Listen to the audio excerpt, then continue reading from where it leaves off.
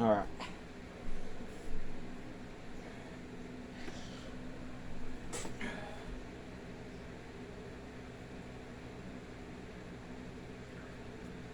Okay. I'm in need of a new tripod. Let's see. Maybe. Well, it's a little crooked, but that's fine. But yeah. It's raining out there and I walk through the woods. That's why my hair looks like this. Well, I also had to shower just to make sure I didn't have any ticks on me. But episode 65 of Cryptid Time. Y'all deserve an extra one, and technically this is supposed to be the correct time slot, like, because it's always like Saturdays and Sundays or Fridays that I do videos, but because I was hoping to be out in the woods sometime this weekend, which probably not now. I'm just here. Now let me figure out where it's at first. God. Okay, let's see if it's. Well, let's see if I want to do this one first. Camera. Big bird. Mountain boomer.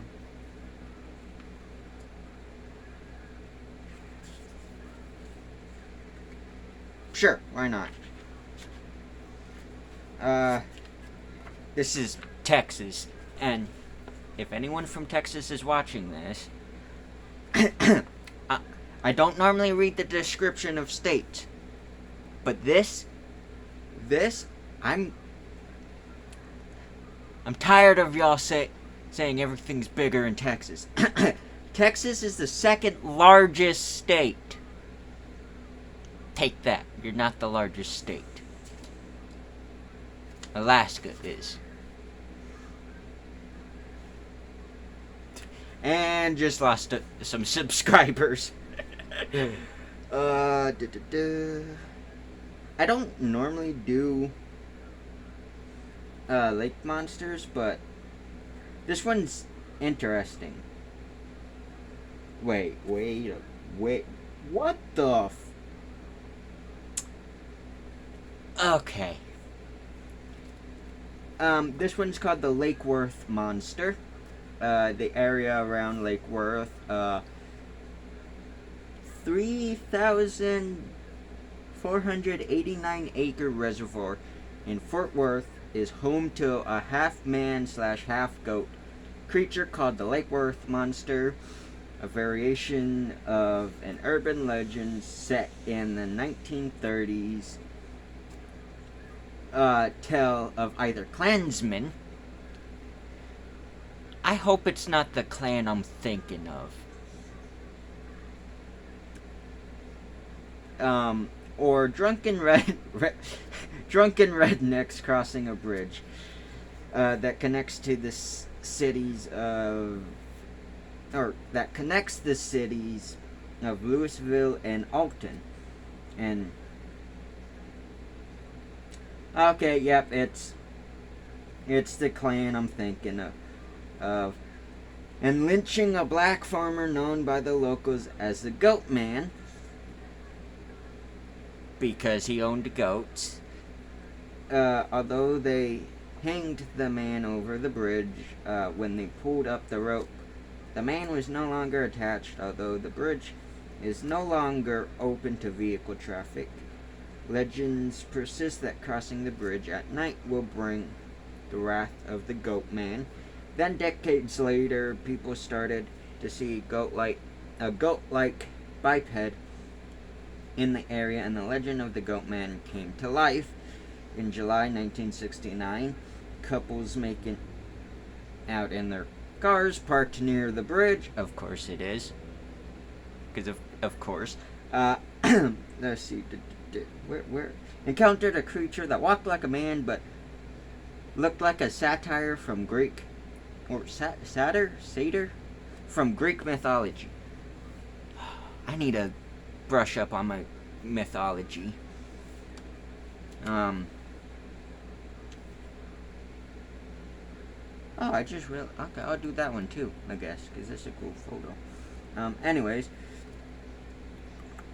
after they reported this sighting to the police, another local man claimed a half-man, half-goat jumped onto his car from a tree, leaving an 8-inch scratch in the paint. Although police couldn't say the goat man caused the scratch, the damage was indeed there.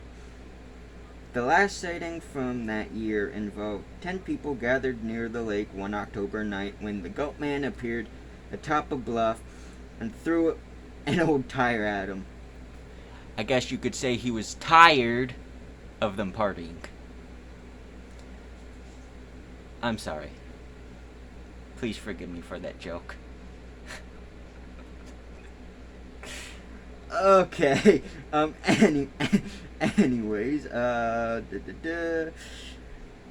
man named Alan Plaster took a Polaroid photograph of the event, according to ep65 in Dallas-Fort Worth. Although 1969 was an active time for Goatman sightings, encounters have slowed to a trickle, and the Lake Worth monster has receded back into the shadows of a legend.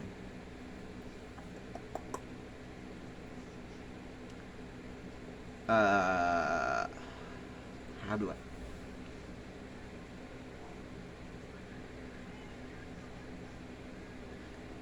do I pronounce this one? Okay, this is bad. I'm Hispanic, but I don't speak Spanish because, well, I know how to swear in Spanish because of my dad, but I don't know how to speak it. So Lechuza. You'll see it in the thing. Any Spanish speakers out there, please let me know if. Hold on, let's see. Oh, yep. It says owl. Yeah, the owl. Never mind. At least that's what it says here. If anyone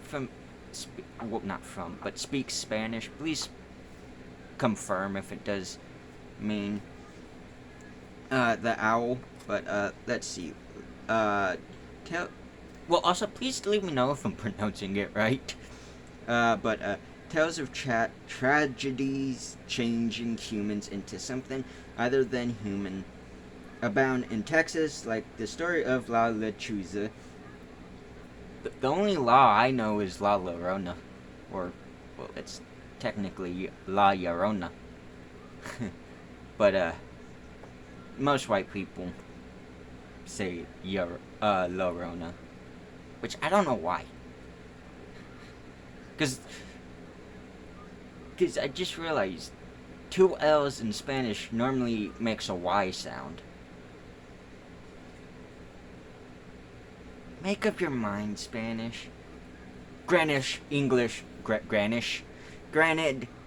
needs to make up their mind about certain words too, because we have like 5 different words that mean the same thing. Go figure. But anyways, besides the point, like the story of La Lechuza from El Paso.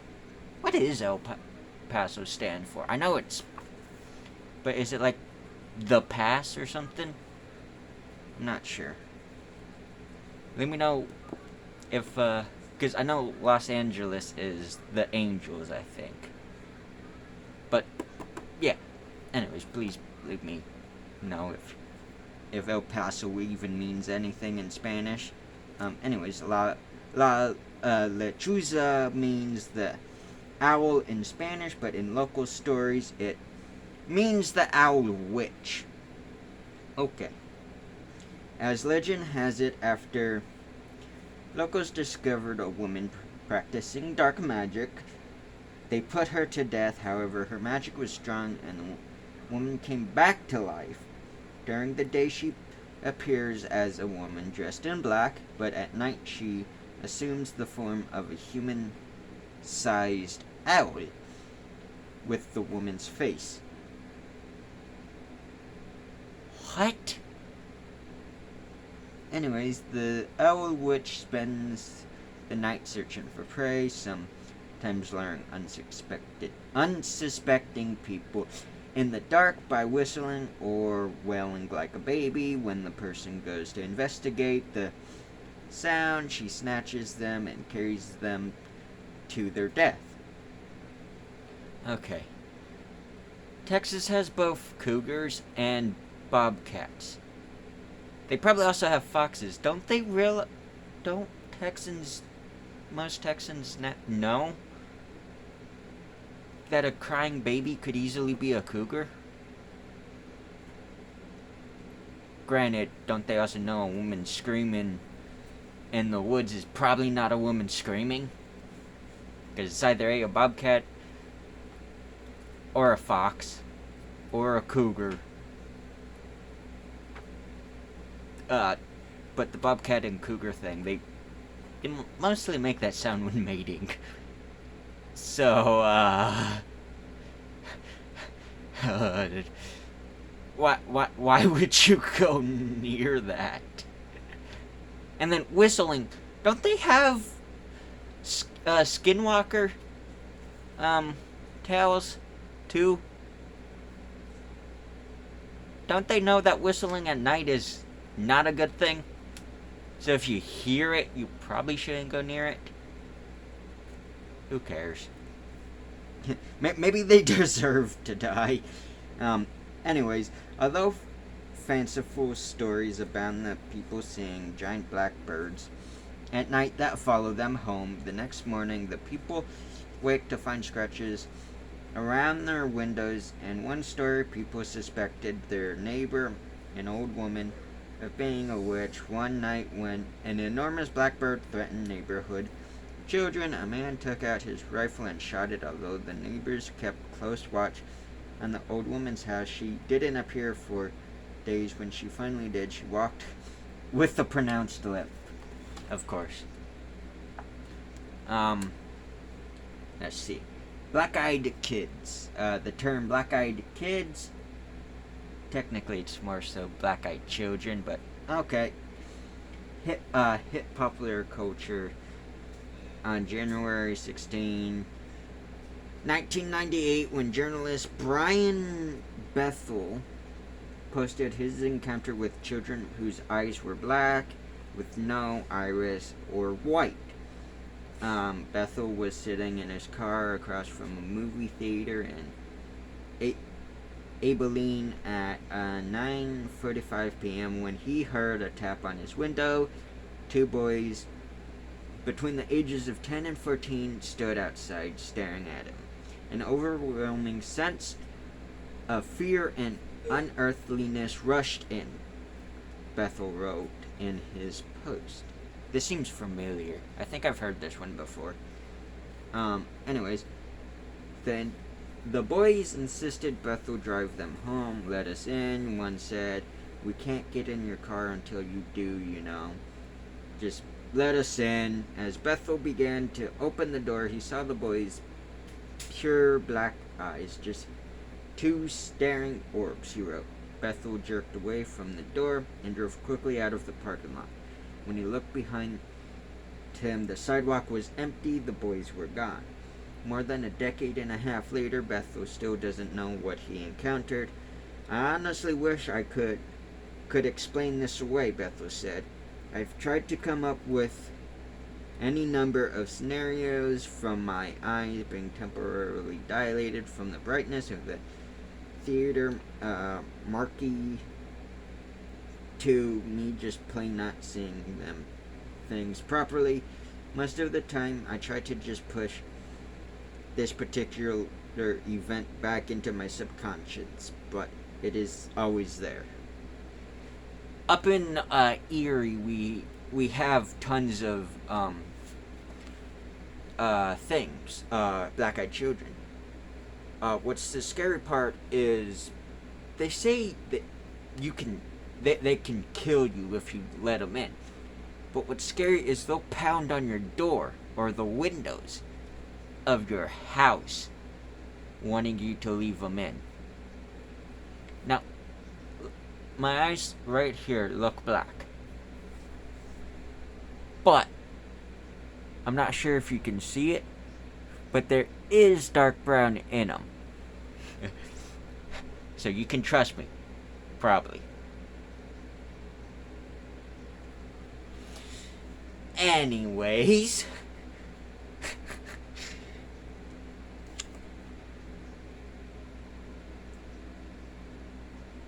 I was about to read upside down. Jesus, makes me look like a fool. Anyways, Big Bird. I guess Big Bird from Sesame Street is walking around in Texas, I guess. I don't know.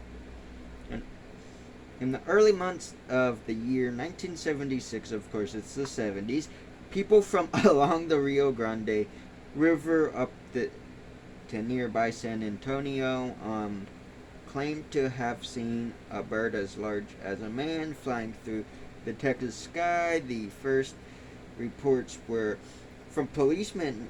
Okay, never mind. In Harlingen,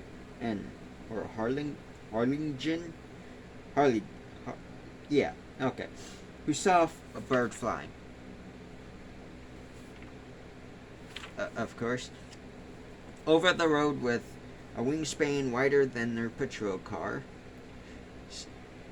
This story was quickly followed by a more terrifying one, according to the San Antonio Current. Two teenagers, Jackie Davies and Tracy Lawson, were playing in the Lawsons' backyard when they noticed a 5-foot-tall bird with the face of a gorilla standing in a nearby irrigation canal, staring at them.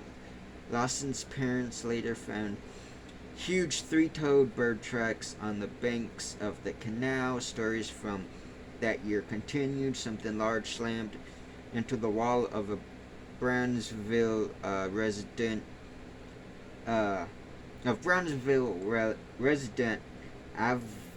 Aliverco Garhado, or I'm hoping I'm pronouncing his name right, trailer. When he ran outside with a knife, he found himself face to face with a man-sized bird. Another Brownsville resident saw a big bird, but claimed it had a bald head and red glowing eyes. He told the Brownsville Herald at the time, "I was scared. It's got wings like a bird, but it's not a bird. That animal is not of this world." San Benito policeman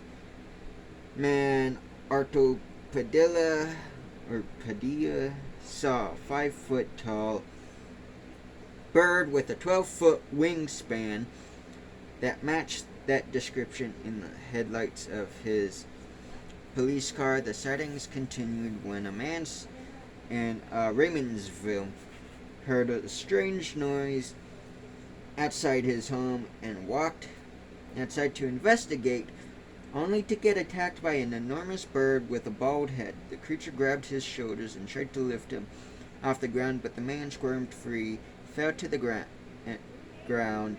Neighbors came to investigate the screams and found him on the ground, trembling, his shirt ripped.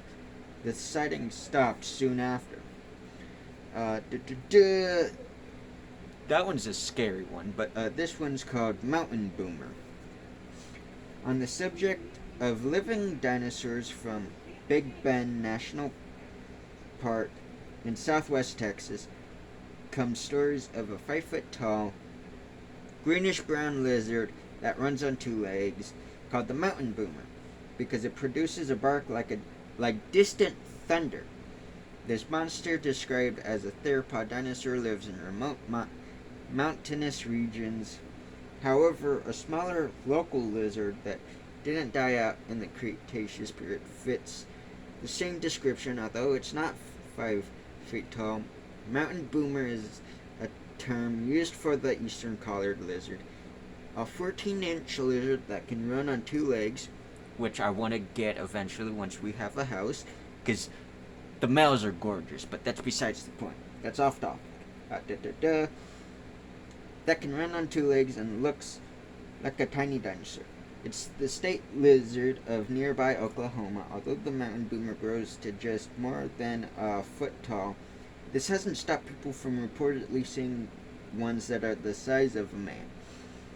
In the 1970s, of course it's the 70s, a Texan in the Big Bend era reported that his car had been run off the road by a theropod dinosaur, and in the early 1990s, a person claimed to encounter a similar dinosaur eating roadkill, but when the car approached, the dinosaur ran off. UFO researcher Jimmy Ward wrote about the mountain boomer in an article by the same name. He interviewed a Connecticut family traveling through Texas that saw an enormous lizard with heavy back legs, the small front legs that looked like it came from the movie Jurassic Park.